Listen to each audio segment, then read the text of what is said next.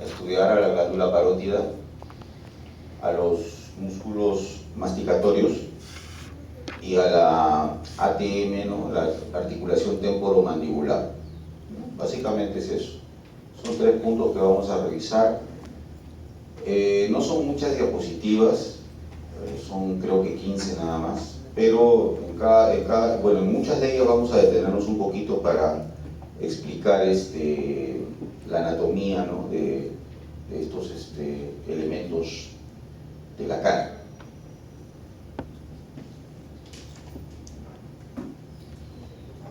Bien, acá generalidades con respecto a la glándula parótida.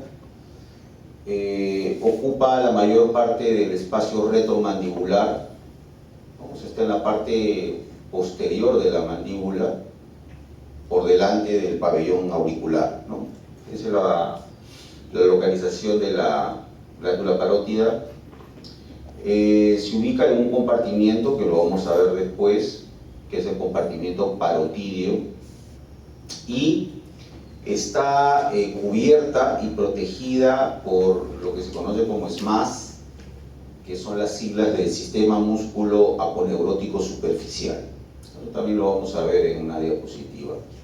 Es una hoja aponeurótica, ¿no? Que es una extensión de los músculos faciales y que se ancla en el tejido adiposo, tejido celular subcutáneo y la piel, ¿no? La glándula parótida es una de las 3 glándulas salivales, ¿no? Las glándulas salivales son parótida, submaxilar, sublingual. La parótida es la más grande, más o menos pesa entre 20 y 25 gramos, y su conducto excretor, o sea, por donde excreta la saliva hacia la cavidad oral, se llama conducto parotídeo, ¿no? Bueno, hace muchos años se le llamaba conducto de Steno, ¿no?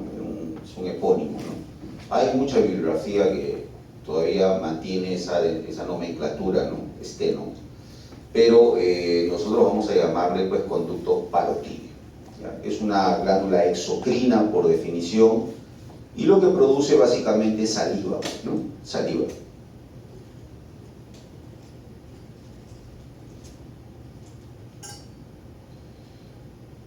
Bien, ahí con el cursor, voy a trabajar con el cursor porque el puntero está fuera de servicio.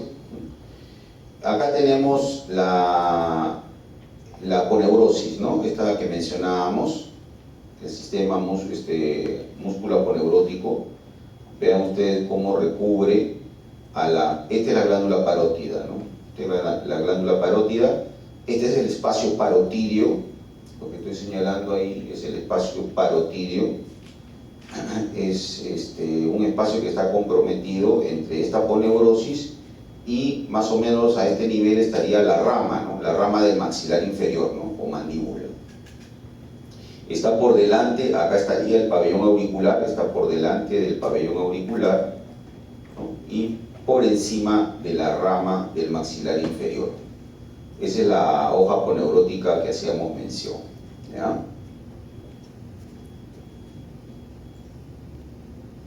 Bien, ahora evidentemente cuando ya nosotros comenzamos la disección de la región parotídea, tenemos pues que eliminar todos esos elementos aponeuróticos para poder tener una visión directa de la glándula parótida. Como ustedes ven, la glándula parótida tiene una forma de cuña, ¿no? Una forma de cuña, una base hacia arriba y una punta hacia abajo, ¿no? Básicamente la forma en que se ve en las disecciones a la glándula parótida. Se encuentra prácticamente, se puede decir, entre la rama del maxilar inferior, bueno, ahí no la vemos porque está cubierta por el músculo macetero, ¿no? Y hacia atrás, el esternocleidomastoideo, que ahí sí se ve bien, el esternocleidomastoideo, y la apófisis mastoidea, ¿no? Que está un poquito más arriba, ¿no? Entonces, ahí van a aparecer unas barritas que van a señalar esos límites, ¿no? Ahí está, más o menos a ese nivel está la rama del maxilar inferior, ¿no? Y hacia atrás está un borde que va desde el esternocleidomastoideo hasta la apófisis mastoidea. Más o menos esos son los límites anterior y posterior de la glándula parótida.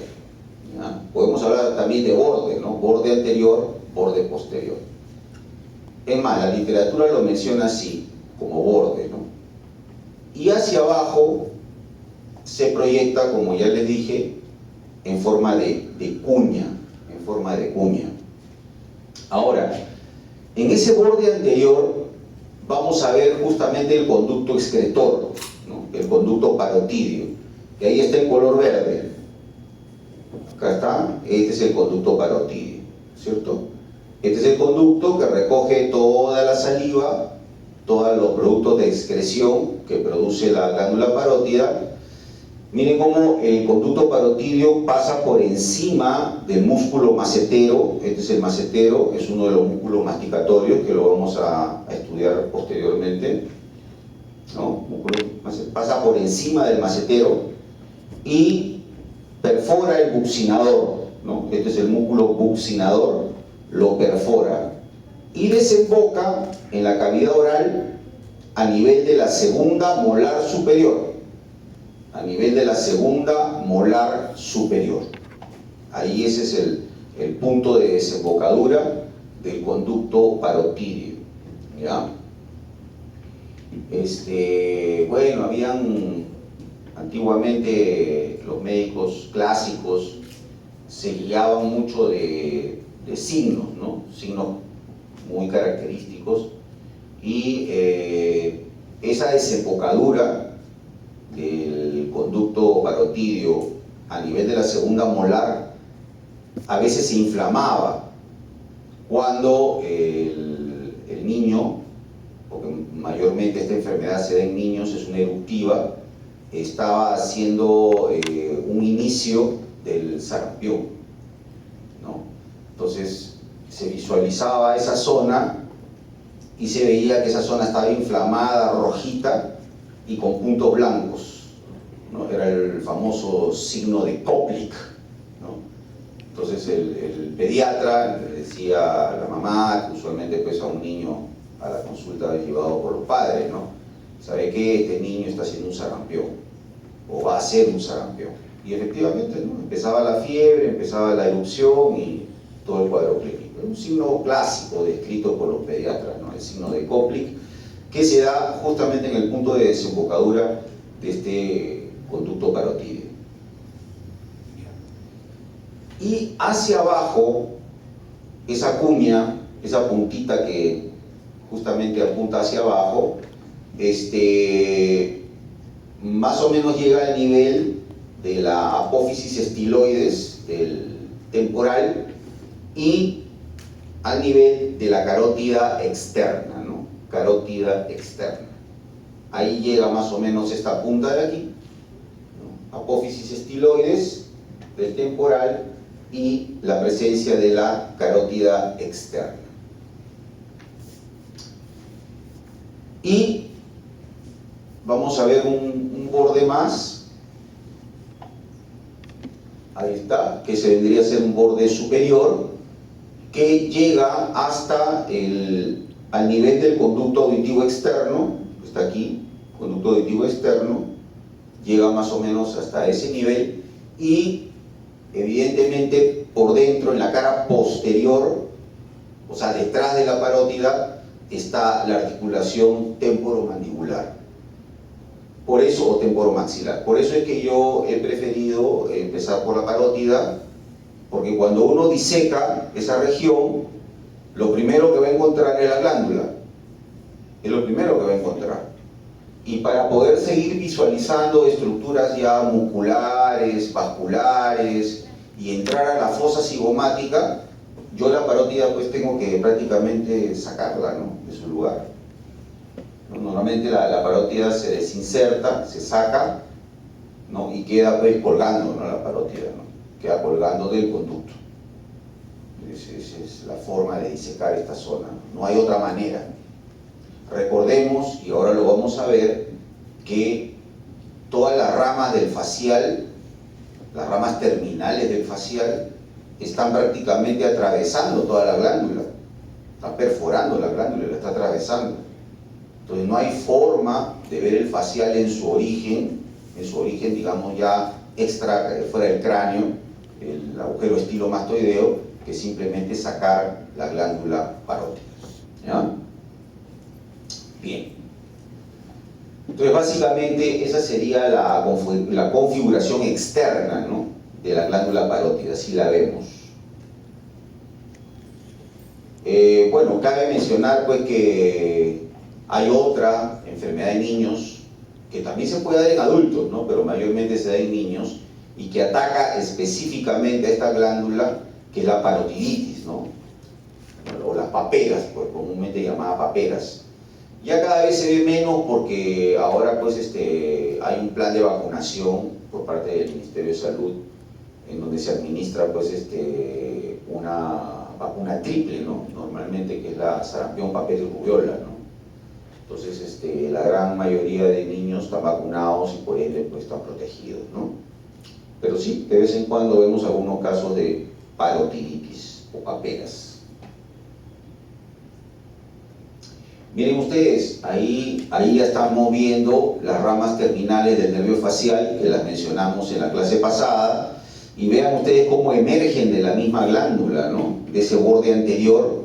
De ahí están emergiendo, están saliendo las ramas terminales del séptimo par, ¿no?, que van desde la cara posterior, o sea, lo que está detrás de la parótida, atraviesan la glándula y salen por el borde anterior, ¿no? Y ahí, acá estamos viendo cómo están saliendo todas las ramas terminales del séptimo par o nervio facial. ¿Ya? La arteria carótida externa, le emite ramas para irrigar la glándula. O sea, quien irriga la glándula es la carótida externa.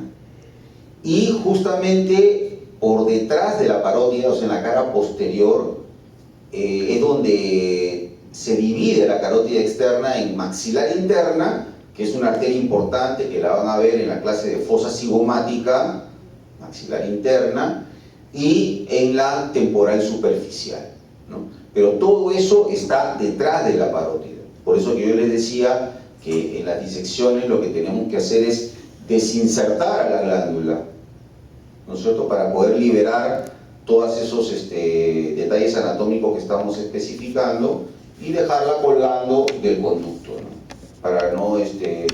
para de todas maneras poder ver la glándula, ¿no?, pero ya no en su sitio, sino ya desinsertada. Entonces ahí vamos a ver el nacimiento de la maxilar interna y de la temporal superficial, ¿no?, que resulta ser pues una de las ramas terminales pues, de la carótida externa, como ustedes ya saben, ¿no?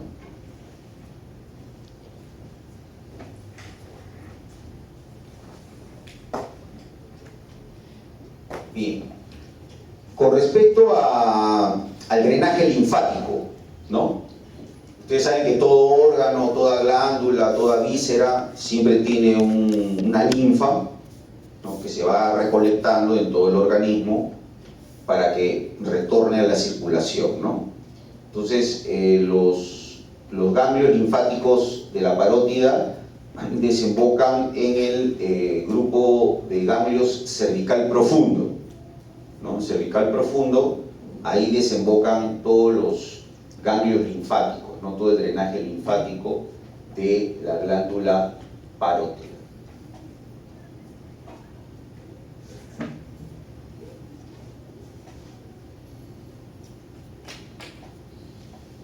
Bien, este gráfico bueno, son dos gráficos. Es bastante interesante porque para poder comentar la inervación, ¿no?, de la glándula parótida. Como toda glándula, ustedes entenderán, tiene inervación de tipo autonómica, ¿no? simpática y parasimpática, ¿ok? Y evidentemente esas fibras nerviosas tienen que llegar a través de algún medio, ¿no? Puede ser un nervio, o puede ser de repente un plexo que rodea una arteria, etc. Entonces ahí vamos a ver que la inervación parasimpática de la glándula parótida proviene del noveno par. Este es el noveno par, el glosofaringio, ¿ok? Hay unas fibras nerviosas parasimpáticas que salen del ganglio inferior, este es el ganglio inferior del nervio glosofaringio, e ingresan a un ganglio que es el ganglio óptico, que se visualiza en la fosa cigomática. Cuando se haga la clase de fosa cigomática vamos a hablar del ganglio óptico. Y de ahí, del ganglio óptico, a través de un nervio que lo vamos a ver ahora, que es el aurículo temporal, ¿no? El aurículo temporal, van a salir las fibras parasimpáticas y van a llegar a la glándula parótida. ¿Ok? Esas son en celeste están las fibras parasimpáticas que provienen, repito, del noveno par, ¿ya? El glosofaringio. Si ustedes cogen, hay mucha literatura que habla sobre la inervación de la glándula parótida y dice de frente, ¿no? Inervación de la parótida, noveno par. Pero eso es una verdad a media, ¿no? A medias, como vamos a ver después. Ahora, a través del aurículo temporal, que ahí lo he señalado, y ahí ustedes lo ven perfectamente, el aurículo temporal es una rama del quinto 3 del nervio maxilar inferior o mandibular. Recuerden eso, el aurículo temporal es una rama posterior del quinto 3 o maxilar inferior o mandibular. Esa rama va a darle sensibilidad a la zona auricular, a la zona del pabellón de la oreja, por detrás del pabellón de la oreja. Ese es el nervio aurículo temporal. Por lo tanto, no solamente llegan fibras parasimpáticas, que son las que están graficadas a la derecha, en el gráfico de la derecha, sino que a través del aurículo temporal también llegan fibras sensitivas a la parótida. Sensitivas.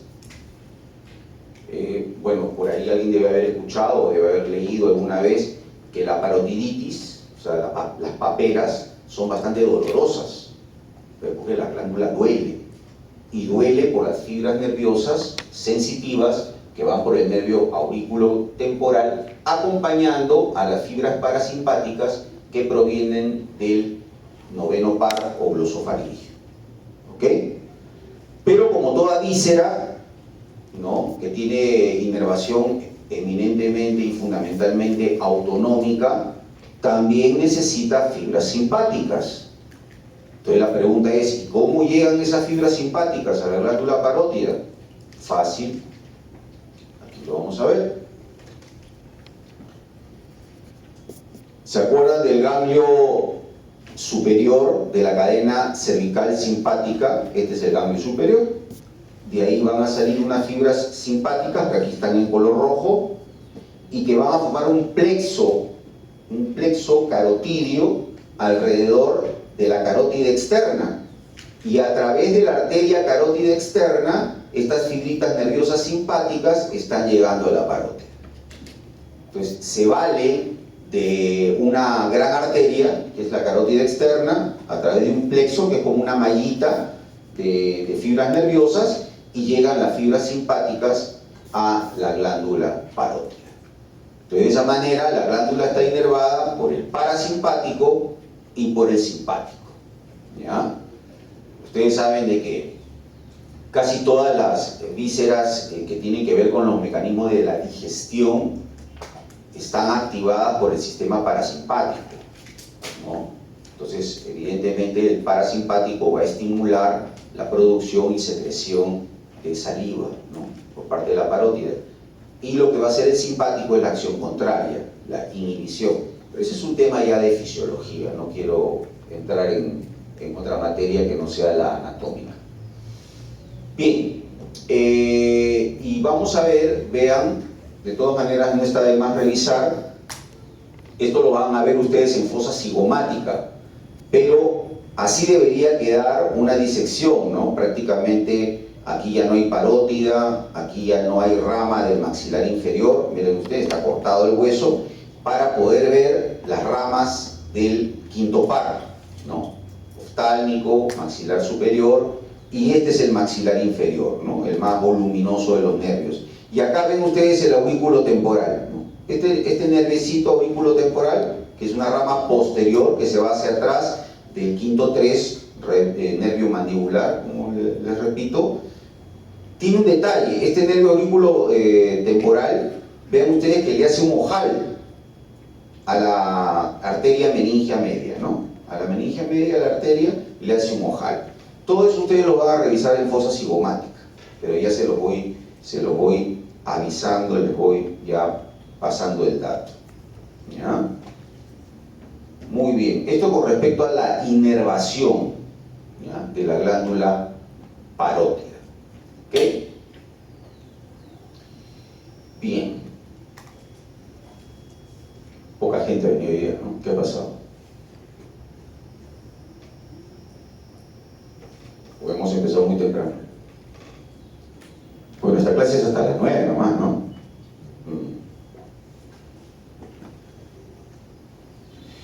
Muy bien, vamos a pasar al segundo tema de la presente clase, ¿no?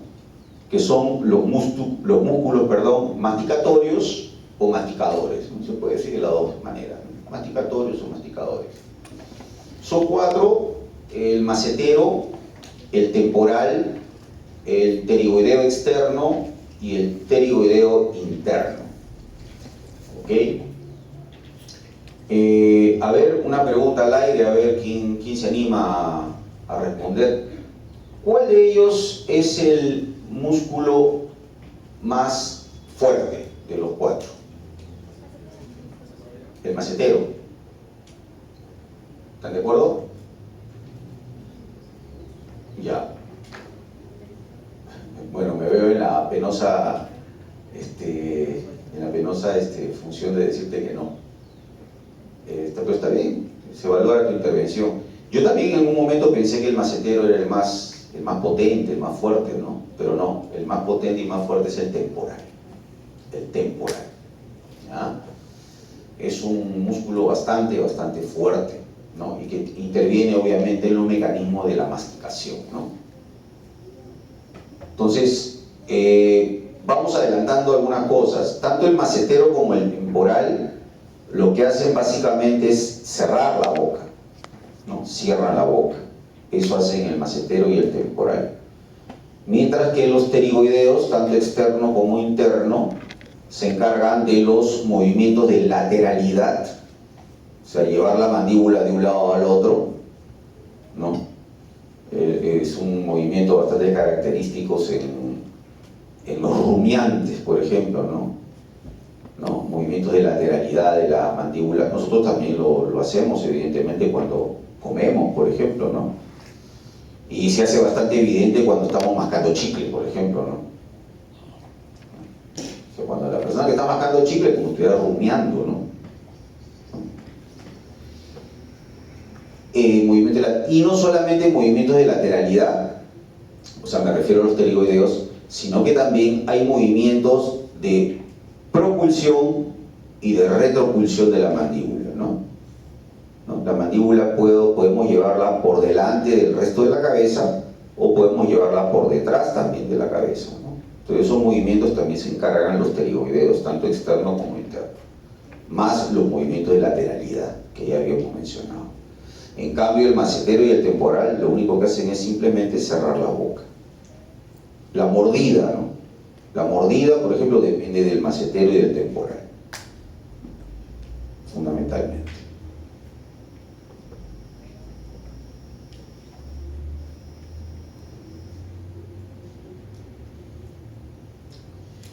Bien, ahí tenemos a los primeros músculos masticatorios, ¿no? El temporal y el macetero, ¿no? Ahí está ustedes, el temporal, ahí está la flechita felizmente para que no haya necesidad de señalarla como el puntero. Ahí está el temporal. El temporal se inserta en la fosa temporal, ¿no? Todo esto es la fosa temporal. ahí toma inserción el temporal, y de ahí sus fibras se juntan, forman un tendón que tiene una doble inserción, ¿no? En la apófisis coronoides y en la rama de la mandíbula o maxilar inferior, ¿no? Repito, apófisis coronoides y rama de la mandíbula o maxilar inferior, ¿no? Esa es la inserción, las inserciones del músculo temporal. Ahí está el macetero, ese es el otro músculo.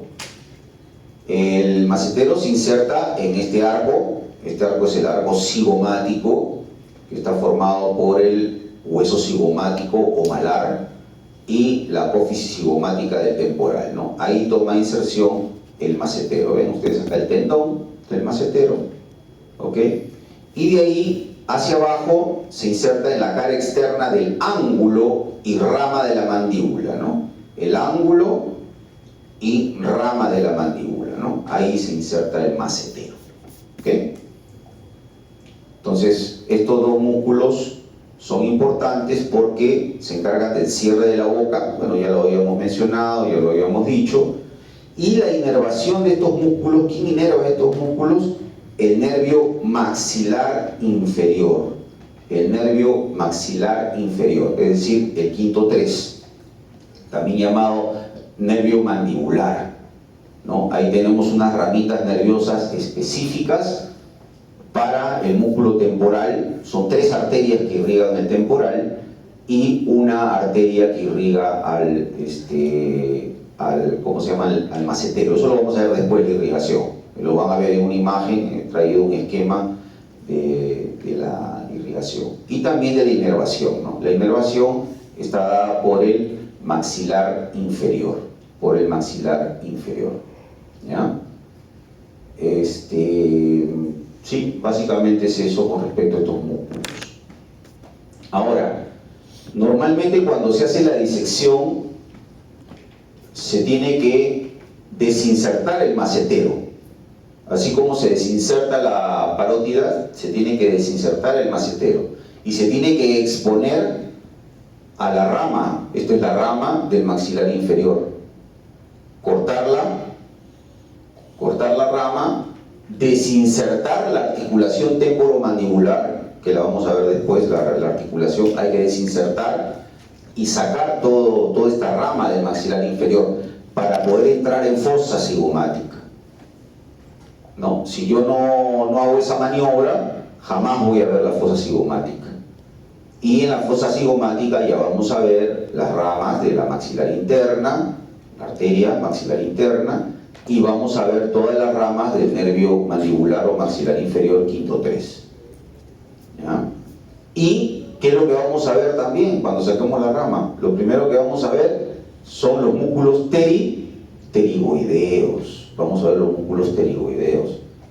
Es más, para poder disecar la arteria maxilar interna y para poder disecar todas las ramas del quinto 3, yo tengo que los pterigoideos sacarlos así.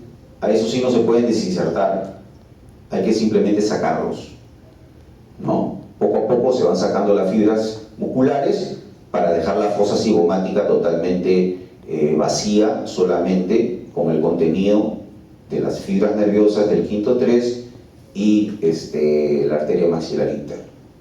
¿Ya? Es una disección bonita, pero un poquito compleja.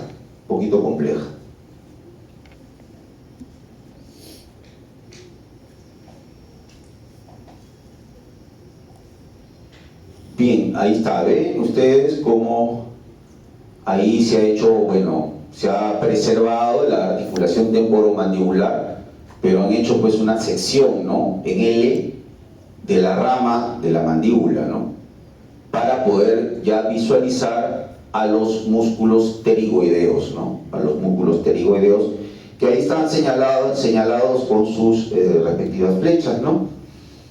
Tenemos el pterigoideo externo. Alguna bibliografía le llaman pues pterigoideo lateral, pterigoideo externo. Toma inserción en la cara lateral de la lámina lateral de la apófisis pterigoides ¿Dónde está la cara lateral de la lámina lateral de la apófisis pterigoides? ¿Dónde está? ¿En qué hueso? En el esfenoides, correcto, en el esfenoides, ¿no? Y de ahí se inserta en la cara infratemporal, no, esta es la otra inserción, perdón. La cara infratemporal del esfenoides es la otra inserción. Acá están las dos. Esta es una, ¿no? Esta es la que está insertada en la cara lateral de la apófisis pterigoides. Y esta es la otra inserción, la segunda, ¿no? Este fascículo superior se inserta en la cara infratemporal del esfenoides. Y de ahí los dos fascículos, el superior y el inferior, se juntan en un solo tendón que toma inserción en el cuello del maxilar inferior o mandíbula y el disco articular. Después vamos a hablar un poquito sobre este disco articular cuando lleguemos a la articulación temporomandibular, ¿cierto? Estas son las inserciones del pterigoideo externo o pterigoideo lateral. Básicamente, pues, hueso esfenoides, ¿no? En dos puntos, en las apófisis pterigoides, cara lateral, y en la cara infratemporal del mismo hueso, ¿no? Y ya se inserta acá en la cara anterior del cuello, ¿no? De la mandíbula y el disco articular de la articulación, ¿no? Ese es el pterigoideo externo o pterigoideo lateral. Más bien el pterigoideo interno, que acá lo estamos viendo, pterigoideo interno, ¿no? Se inserta en la cara medial de la lámina lateral de la apófisis pterigoides, ¿no? Cara medial de la lámina lateral de la apófisis pterigoides, ¿cierto? Y de ahí se va al ángulo del maxilar inferior, ¿no? Por dentro, ¿no? Por la cara interna del ángulo del maxilar inferior o mandíbula, ¿no? Estos son los dos fascículos del pterigoideo interno, también llamado pterigoideo medial, ¿no? Pterigoideo medial o pterigoideo interno. Ya habíamos adelantado nosotros al comienzo de la clase que la función de estos pterigoideos son los movimientos de lateralidad, pero no olvidarse de los otros dos movimientos que le he dicho, ¿no? La propulsión de la mandíbula y la retropulsión, ¿no es cierto? La mandíbula la podemos llevar hacia adelante y la podemos llevar hacia atrás. Podemos hacer nosotros ese ejercicio. Eso lo hacen los pterigoideos. La inervación también proviene del nervio maxilar inferior, quinto 3, o nervio mandibular. Hay una raíz nerviosa, que son los pterigoideos, a veces salen de un tronco común, y se van a los dos pterigoideos, ¿no? Al externo y al interno, ¿ya? Bien.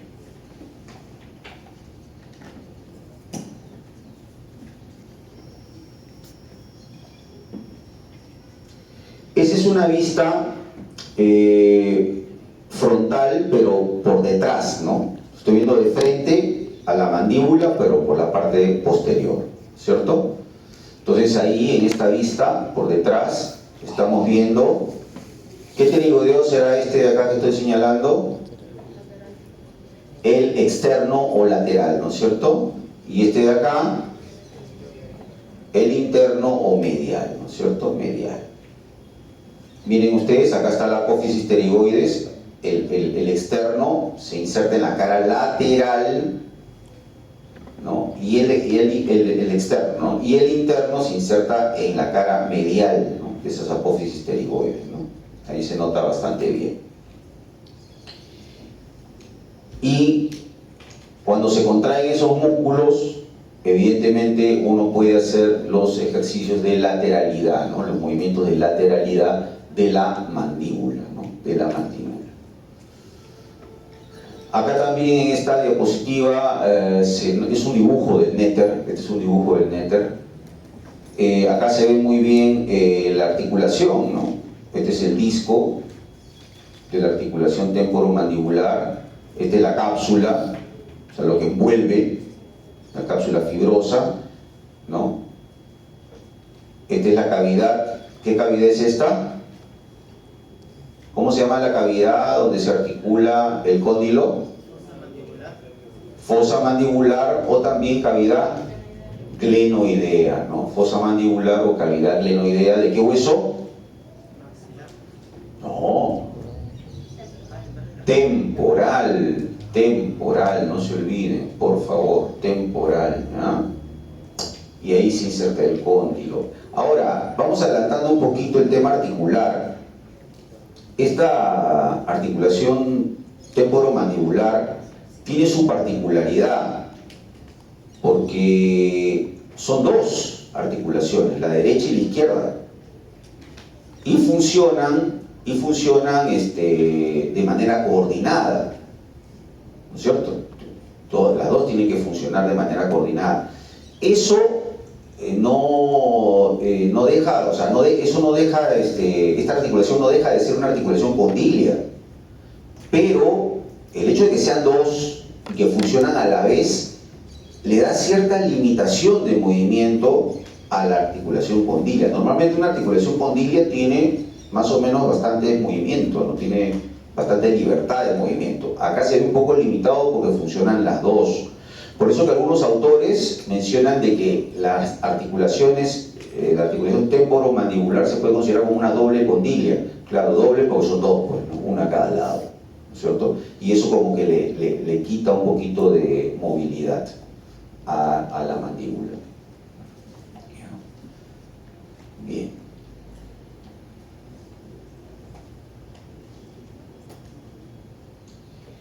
Ya, este es el esquemita que les mencioné del quinto 3, ¿no? Es un esquema bastante interesante porque más o menos nos aclara el tema de la inervación. Vean ustedes el aurículo temporal, ¿no? El nervio aurículo temporal, que esto se ve en la disección, se debe de ver, ¿no? Es una rama posterior del quinto 3, ¿no? Ese nervio grueso que atraviesa el agujero oval es el quinto 3, ¿no? Y acá tenemos el aurículo temporal, que le va a dar sensibilidad a la región auricular, a la región retroauricular, ¿no es cierto? Y es aquel nervio que le lleva fibritas sensitivas y parasimpáticas ¿a qué glándula? A la parótida, pues a la parótida, ¿no? Ya lo hemos mencionado. Y es lógico, ¿no? Es un nervio que ni bien sale del nervio mandibular, en la fosa cigomática se va hacia atrás, justamente se va a pasar por la glándula parótida, ¿no? Y le va a dar esa inervación. Hay muchas ramas que la van a ver ustedes en la clase de fosa cigomática, pero vean ustedes, acá hay una ramita para el pterigoideo externo, ¿no? O pterigoideo lateral, ¿no? Es una ramita motora, y por ahí deben haber también graficado, acá está, acá hay otra ramita motora, pero este es para el pterigoideo medial. Lo que les decía es que a veces estos dos nervios pterigoideos a veces nacen de un tronco común. Yo las oportunidades que he tenido de disecar fosa cigomática, creo que 2 o 3 veces los he encontrado con un tronco común. Es una variante, ¿no? Y miren ustedes, acá tenemos el nervio del macetero. Nervio del macetero es un nervio motor también, va al músculo macetero, y tenemos los nervios temporales profundos, que también son motores. ¿Y a qué músculo van? Al músculo temporal, Entonces, básicamente, si nosotros movemos la mandíbula, es gracias a ese nervio, ¿no? Mixto, que es el quinto 3, ¿no? Es el nervio mandibular. Ya después van a ver ustedes que este nervio, en la clase de cigomática, tiene también ramas sensitivas, ¿no? La rama lingual, por ejemplo, la rama alveolar, son ramas sensitivas, ¿ya? Ahora nos estamos abocando fundamentalmente a las ramas motoras, dado que estamos desarrollando los músculos masticatorios o masticadores, ¿ya? Bien. Ya el quinto 3 pues tiene las otras ramas que ustedes ya conocen, ¿no? El nervio maxilar superior y el nervio oftálmico, ¿no? Las 3 ramas nacen del ganglio de Gasser. Bien.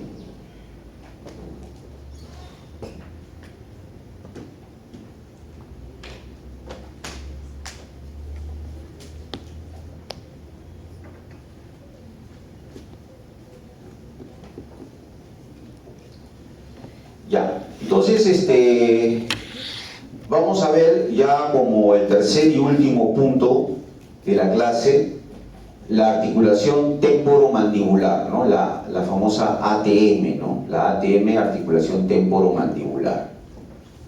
Entonces, pero antes de ver la ATM vamos a aprovechar este grafiquito que me parece que lo saqué del Adam, me parece. Para ver los pterigoideos, ¿no? Miren, acá se ven bastante bien los pterigoideos, es un dibujo bastante bien hecho. Acá tienen ustedes, ¿qué pterigoideo será este? Estos dos. El lateral, ¿no es cierto? El externo o lateral, ¿no? Con los dos fascículos, ¿no? Estos son sus dos fascículos. Esto toma inserción en la apófisis pterigoides, en la cara lateral, y esto en la cara temporal del esfenoides también, ¿no? Y de ahí toma inserción, vean ustedes, en un solo tendón, en la cara anterior del cuello. Esto vendría a ser el cuello, esta zona es el cuello de la mandíbula, y en el disco articular, ¿no? El disco articular. Y también vemos el otro pterigoideo, el medial o interno, ¿no? Que también tiene dos fascículos, el superficial y el profundo, ¿no es cierto?, que se insertan a nivel de la cara interna, pues, de la rama y del ángulo del maxilar inferior o mandibular. Bien, esta es la articulación temporomandibular. Vamos a identificar este disco. ¿Por qué hago mucho énfasis en el disco? Porque normalmente las articulaciones, esta es una articulación ¿de qué tipo?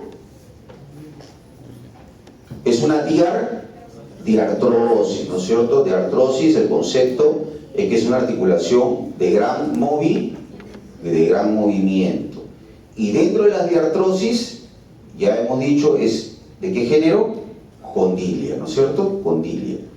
Bien, pero la presencia de ese disco articular, ¿no es cierto?, que prácticamente está en toda la parte superior y sigue todo el contorno del cóndilo, ¿no?, y todo el contorno de la cavidad glenoidea, del temporal o fosa mandibular, como bien dijeron, es un fibrocartílago. Ese disco fibroso es un fibrocartílago, ¿ok? Y eso un poco como que se puede comparar, claro, no es la misma anatomía, ¿no? No es la misma forma, pero se puede comparar mucho con los meniscos de la rodilla, ¿ya? Cuando ustedes llevaron rodilla en anatomía 1, estudiaron los meniscos, ¿no es cierto? Los meniscos son también fibrocartílagos, que están dentro de una articulación tipo de artrosis, ¿no? Por eso que la rodilla es una articulación relativamente compleja, ¿no? Entonces, acá, en este caso de la ATM, también tiene un disco articular, ahí se ve bastante bien. Tiene una cápsula articular, ¿no? Acá vemos la cápsula articular. Esta es la parte anterior de la cápsula, esta es la parte posterior de la cápsula, ¿no es cierto? Y, como ustedes bien saben, la cápsula pues lo que tiende es a envolver a la articulación, ¿no es cierto? Envuelve la articulación. Sí, básicamente es eso, ¿no? Ahora, esta es la articulación temporomandibular, pero al corte, ¿no? Hemos cortado ambos huesos, el temporal, por eso que ahí bien dice hueso temporal, y la mandíbula, ¿no? Hueso mandíbula. Lo hemos cortado, maxilar inferior. Entonces, ahí ya vemos un poquito mejor la anatomía del disco, ¿no?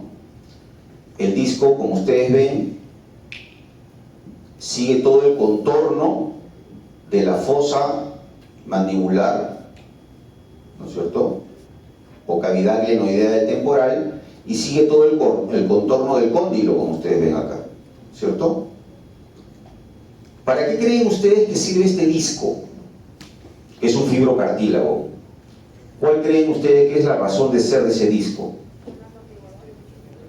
Claro, para amortiguación.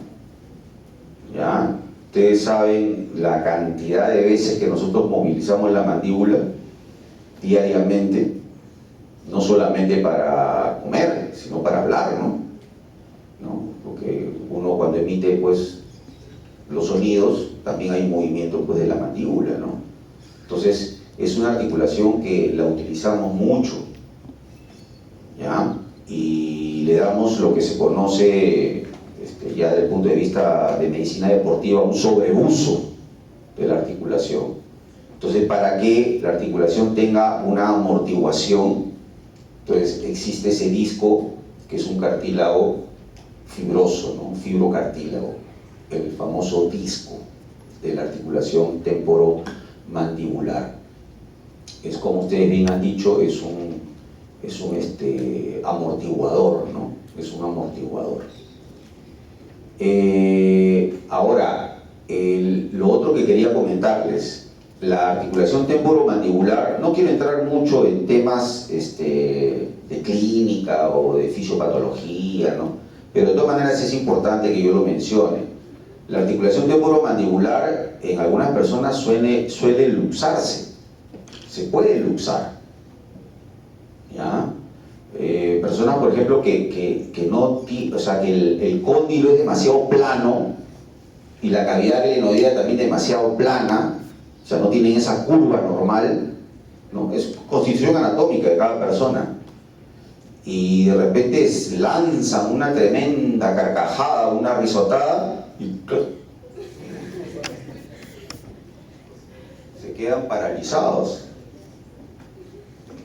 ¿no? Y es característico porque yo he recibido 2 o 3 pacientes en la emergencia, ya así, no pueden ni hablar, no pueden ni hablar. Entonces ahí, en fresco nomás, fresquecito, lo que hay que hacer es introducir los dedos pulgares dentro de la boca, deprimir la mandíbula, así se queje, y regresar a su sitio, ¿no? Esa es la maniobra que normalmente se hace en una luxación de esta articulación, de esta ATM, ¿no? Sí. Doctor, una pregunta. Hay personas que cuando procesan les suena... Sí. ¿A qué se puede deber? Sí. No, los crujidos, como los conejitos, por ejemplo, son simplemente fricciones de superficies articulares. Sí, claro. Pero no, muchas personas piensan de que eso es algo malo, que eso a la larga puede causar ciertos problemas, ¿no? Pero no en absoluto. Pero sí, cuando uno bosteza, suele crujir, son los conejitos que le salen a la articulación, ¿no? A la temporomandibular. En líneas generales, uno no debería forzar la abertura de la boca, ¿cierto?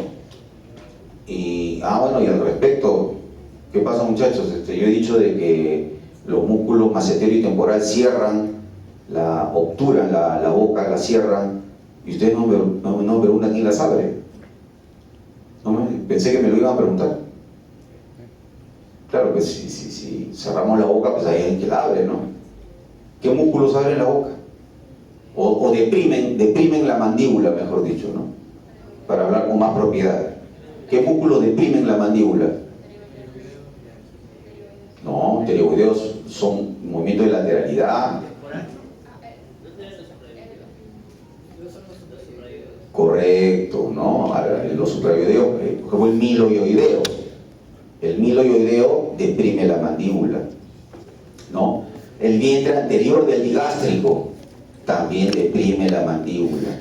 Y ojo, el vientre anterior del digástrico y el miloioideo coincidentemente son inervados también ¿por quién? Por el quinto par, ¿no? Por el quinto par, por el nervio mandibular. Sí. Doctor, pero las fibras verticales del músculo temporal no ayudan también a bajar la mandíbula. En parte, sí, en parte tienes razón, pero su acción principal del temporal como músculo es el cierre de la boca. Claro, porque las fibras horizontales son las que se encargan de cerrar Un poco complicado, ¿eh? No comparto yo esa información, la verdad. De todas maneras, yo voy a revisarla y en la próxima clase yo te lo confirmo, ¿ya? Pero típicamente lo que nosotros conocemos y está escrito en los libros, por lo menos lo que yo he revisado, es que quien deprime la mandíbula, como bien dijo su compañero, son músculos suprayoideos, ¿ya? Muy bien. Entonces, la articulación temporomandibular, en eso radica su importancia. Ah, y otra cosa, les había hablado de la famosa luxación, pero hay también lesiones bastante importantes que se produce en el maxilar inferior, en la mandíbula, que es la fractura. Cuando una persona cae, ¿no es cierto?, y se golpea la mandíbula, sobre todo sobre superficies duras, la mandíbula se puede partir. Y usualmente cuando se parte la mandíbula se parte en 1000 pedazos. O sea, en 1000 pedazos es decir, ¿no? Se produce una fractura multifragmentaria, ¿no? Y eso es un problema bastante serio, ¿no? Hay los cirujanos maxilofaciales son los que tienen que hacer la reparación a través de unas plaquitas metálicas y unos tornillitos para fijar los fragmentos rotos, ¿no? Y eso toma su tiempo. Es una recuperación bastante dolorosa y prolongada. Y no solamente eso, sino que cuando se produce la partición, la fractura de la mandíbula, se caen muchas piezas dentarias, ¿no? Se pierden muchas piezas dentarias. Entonces hay que tener en cuenta también este tipo de accidente que se produce cuando uno cae y se golpea la mandíbula. Claro, no es tan frecuente porque recordemos que cuando nosotros sufrimos una caída, sobre todo una caída hacia adelante, siempre pues tenemos la tendencia a poner las manos, ¿no? A apoyar las manos para evitar obviamente golpearse la cara, ¿no? La cabeza, la frente y la mandíbula, ¿no? Pero suele ocurrir, suele suceder, ¿ya? Muy bien, eso es importante que lo sepan.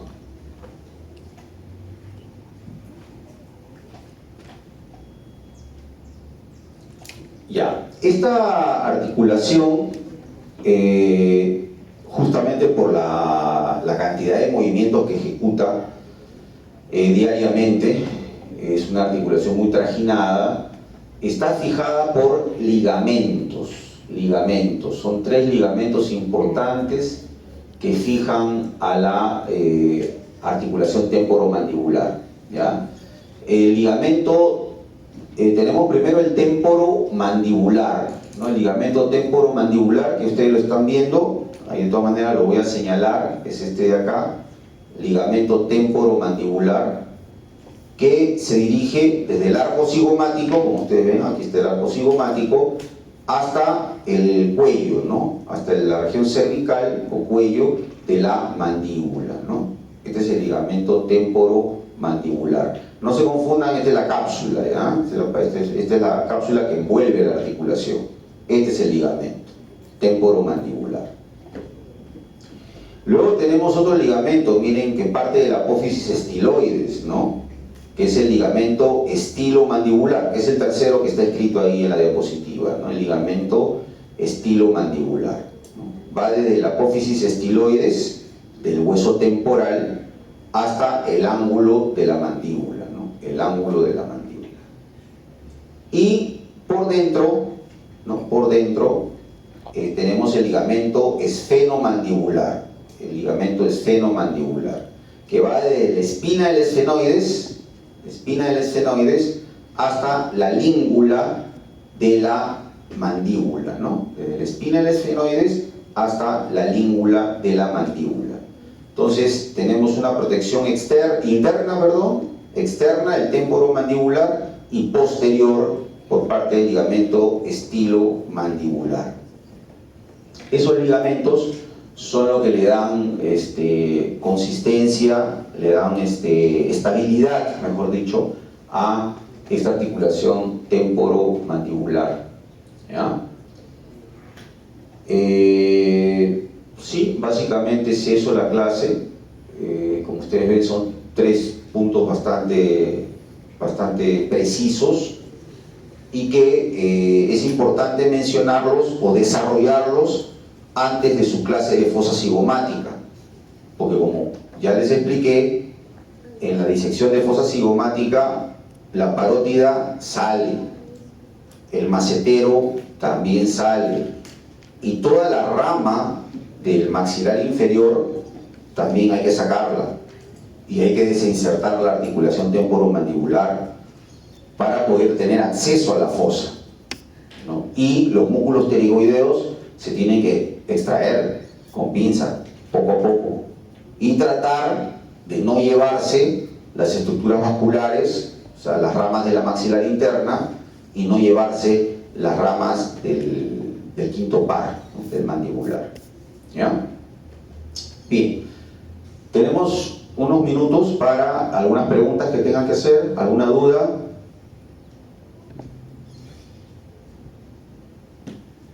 ¿Sí? ¿Todo está bien? ¿Todo está claro?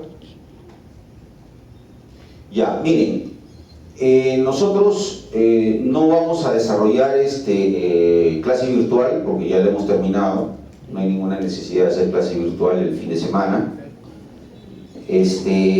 pero ya después, la próxima, se viene una clase bastante, digamos, nutrida, que es fosa cigomática y pterigomaxilar, ¿ya? Y que es prácticamente la continuidad anatómica de lo que hemos empezado el día de hoy. Y de ahí solamente quedaría ya, me parece, una semana más de clase, nada más, ¿ya? Y esa última clase es una barbaridad. O sea, es una clase donde se tiene que desarrollar olfacción, ¿no es cierto?, el aparato olfatorio, se tiene que desarrollar el aparato gustativo, se tiene que desarrollar el aparato auditivo y se tiene que desarrollar globo ocular, ¿no?, órgano de la visión. Entonces prácticamente ahí se va a desarrollar todas las sensibilidades especiales, ¿no?, porque ustedes deben saber, nosotros tenemos una sensibilidad general que es usualmente lo que le llamamos tacto, ¿no? Y tenemos también la propiocepción, que es una sensibilidad general, pero después tenemos sensibilidades especiales, específicas, ¿no?, que son la visión, la audición, la olfacción y la gustación. Y todo eso va a entrar en una sola clase, que es la última. Entonces probablemente las subsiguientes semanas sí se requiera hacer un reforzamiento el fin de semana, probablemente, ¿ya? Así que, y ojo, no se duerman, porque no dejen todo para el último, para el final, porque si no, esas 2 últimas semanas van a ser bastante cargadas. Entonces sería bueno que ustedes ya revisen o vayan revisando todo lo que hemos desarrollado hasta el día de hoy, ¿ok? Lo dejen ya como se dice, oleado y sacramentado, para que ya al final vean los contenidos de las 2 últimas clases, que son bastante extensos, ¿no? Y de esa manera puedan dar bien su examen y no haya ningún inconveniente, no haya ningún problema, ¿ya? Bien, preguntas, dudas. El examen práctico